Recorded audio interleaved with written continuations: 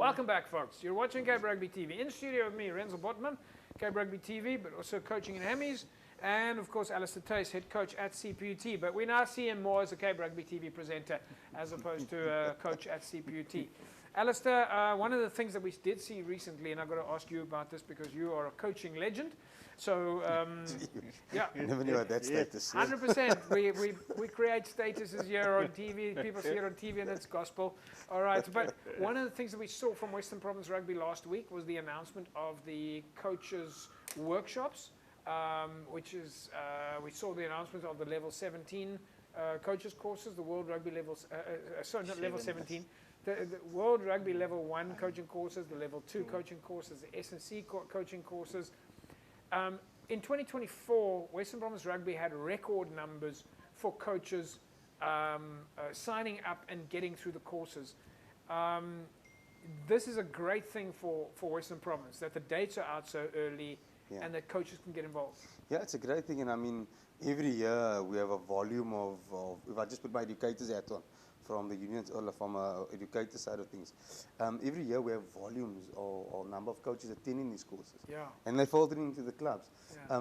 But the fact that the dates are out so early now, you know, clubs can prepare and send those younger coaches who wants to come through, you know, and a lot of time, a lot of interest comes from players as well now. Yes. Doing a coaching course, understanding the coach's eye while I am a player. Yeah. You know, there's a different type of collaboration that goes on there. And what it highlights for me is what you were mentioning earlier on about how much admin is happening behind the scenes. So while a head coach is busy thinking about the coaching and that, you've got an S&C coach maybe who's busy preparing the equipment. So when we saw Peniel Villages there and we saw Hands and Hearts footage there, S&C guys, you need these guys involved early with you. It's so true, Japes. Look, the head coach, he's got his assistant coaches, backline coach, forwards coach, SNC, you got your managers. So for you as a head coach, you need all those guys, you know, thinking the same thing, you know, because otherwise you're just going to be stressful as a head coach. You know? You're going to look like me with no hair. Do you need a lot of planning? Do you need to get together? I mean, you've got to have a lot of meetings. Beforehand, before the season even starts, before pre-season starts, you know, you need to have that meeting with everyone, not just your team, but your whole club coaches from first team to the under 20. I think the big thing with regards to the courses now is that the availability of the strength and conditioning courses, because now you can send someone within your club, you know, to get the basic understanding, because all clubs can't afford full-time strength and conditioning coaches, but now you can educate and empower someone within the community or club. I think one of the things that worries me so much is, and I remember during the time of COVID, the guys said, no ways are you going to be able to train until you've done 4 weeks of pre-season training and then for another 4 weeks of physical impact before you're even allowed to have your friendly. Because one of the things that I think worries me a bit is the clubs that have not deployed S&C coaches and you just straight up get your players on the field, they are at high risk of the players getting injured and not getting through the season. Yeah, your planning, as you just said now, your planning is important for the longevity of the player, making sure that the players or performs optimally and peaks at the right time, but getting them rugby ready. Running on a field doesn't mean that you're rugby ready. So if for practical purposes, for people to understand what we're talking about, are we saying that if you didn't do any physical activity for 3 months, there's a much higher chance that you twist an ankle or pull a hamstring or something like that? So if you are inactive for a lengthy period of time and you do, for example, you're going to jog, that might be fine. But rugby is a multi-movement dynamic sport. So now running on a rugby field, changing direction, the risk of soft tissue injury is higher.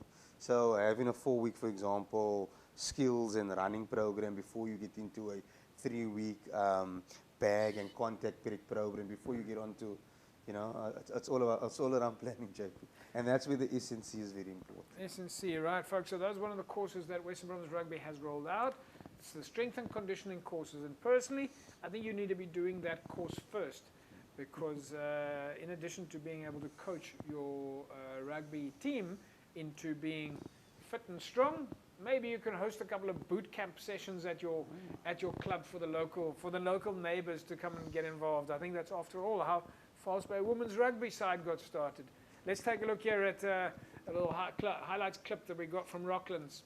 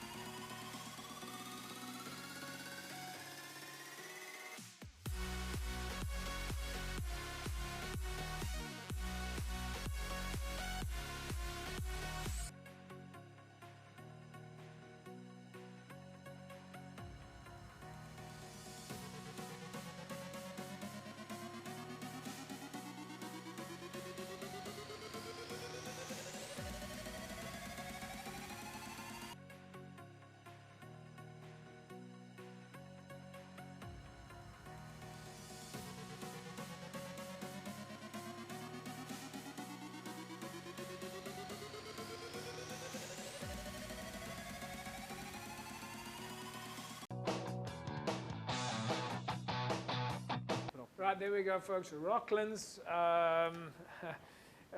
Leandro Mexon sending us some clips there from Rocklands. I think Ren's just looking at that. Number one, fantastic turnout, but also great venue there to do your runs. A little bit of hill running. You've got the beach just down the road. Yeah, definitely, James. I see they have some beach sand on the hill there, so they're bringing it all together. So yeah, like you said, you know, nice numbers. I know Leandre, she's also busy with the women's rugby at Rockland. So yeah, I think well, speaking to Nafis earlier on, he was saying that there's a small chance that False Bay and Rockland's women's rugby might even have a little friendly this year. Yeah, I think so. Hopefully, yeah, just boost the women's rugby. So Alastair, we saw that from a Rockland's perspective already. Like you said, 2025 started in 2024. We were talking about this last year already, that Rocklands was busy planning their open days. Now we're seeing the fruition, the benefits are there. Yeah, numbers are out nice and early. I think they started last week already, if I'm not mistaken. But I remember playing for a club, and this club is based in Athlone, and we used to go train out that end, you know, running along the beach there, Strandfontein, running those dunes. It's a nice environment to train besides being at Rocklands field. So what do you do at this time of the year, though, Renz, I mean, in terms of the basics?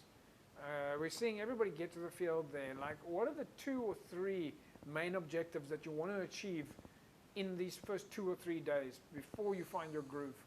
Look, Jobs, I think it's like Alastair said, you have your blocks that you put out. So like every, say, 2 weeks or 3 week blocks. So say this week we start with fitness and skills, but skills you'll do every week. But then you have your fitness, your running and all that. Then you get to your third or your second block, which is your semi-contact.